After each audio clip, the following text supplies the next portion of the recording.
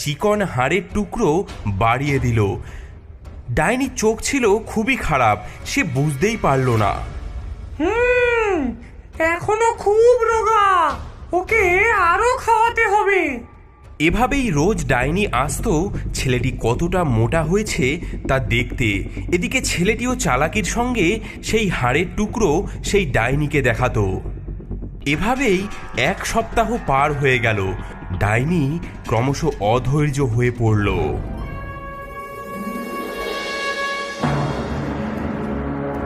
আরে কপাল, এই ছেলেটা এত মিষ্টি মিষ্টি খাবার খেয়েও মোটা হচ্ছে না কেন? আর অপেক্ষা করা যাবে না, কাল সকালে এই ছেলেকে রান্না করব।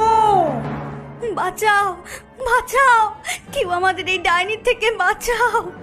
কি বিড়বিড় করছিস? যা যা, উনুন গরম কর,